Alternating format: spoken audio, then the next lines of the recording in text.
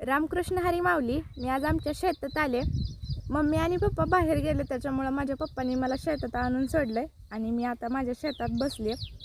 मला आंब्याच्या झाडाखाली जायचं होतं. आंबा पिकलेत का बघायचं होतं, आंब्याला पाड लागलाय का बघायचं होतं. आणि आता चालली आहे मी आंब्याच्या झाडाकडे. आणि आंब्याच्या झाडाखाली आले होते बघा. खूप छान आणि गार सावली पडली होती. दुपारची वेळ होती, त्याच्यामुळं वारं सुटलं होतं आणि आंब्याच्या झाडाखाली खूप गार वाटत होतं.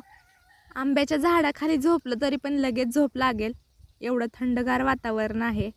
एकदम कडाक्याचा उन्हाळा चालू झाला आहे आता, आणि तरी देखील आंब्याच्या झाडाखाली खूप गार सावली पडली होती.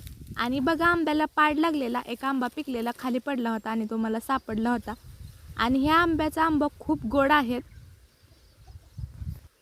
भरपूर आंबे लागलेत झाडाला आणि पिकायला देखील चालू झालेत. पाडाचा आंबा सापडलाय बघा मला, हा खाली पडला होता. आणि पप्पांनी घासाच्या रानाला पाणी सोडलं होतं. या सरीमध्ये पाणी पण चालू आहे बघा. उन्हाळ्याचा दिवस आहेत आणि आमच्या गुरांसाठी आम्ही घास लावला होता. पाणी जर नाही सोडलं तर तो घास जळून जातोय, त्याच्यासाठी पप्पा त्याला सारखं पाणी सोडतात. आणि आता देखील पाणी चालू होतं. छान आंबा पण त्या पाण्यामध्ये धुवून घेतला होता मी, आणि आता कट करून खाणार पण आहे. झाडाचे आंबे काढून घरी पिकवण्यापेक्षा असा जर झाडाला आंबा पिकला तर तो जास्तच गोड लागतो. झाड छोटंच आहे पण झाडाला आंबे भरपूर आहेत. आणि तिथंच पप्पांनी पाणी सोडलं होतं रानाला, त्याच्यामुळं त्या पाण्याचा गारवा आणि आंब्याच्या झाडाची सावली असं मिळून थंडगार वातावरण झालं होतं आंब्याच्या झाडाखालचं. किती छान पाणी वाहतंय बघा तिथनं. आणि तिथंच हे पेरूचं झाड आहे बघा.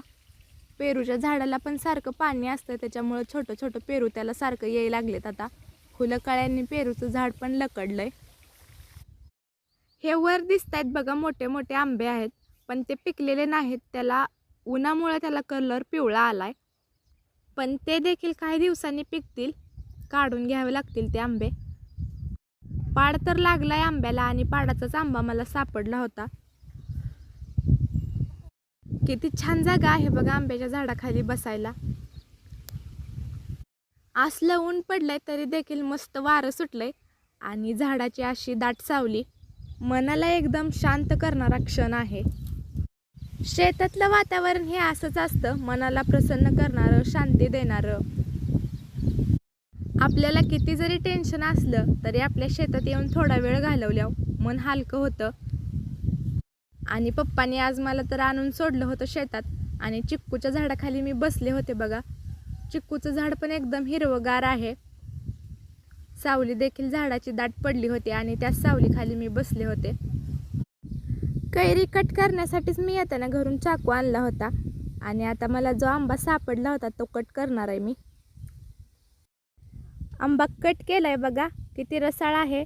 आंब्याचा रस माझ्या हातावर पडायला लागला होता आणि खूप गोड आंबा आहे हा.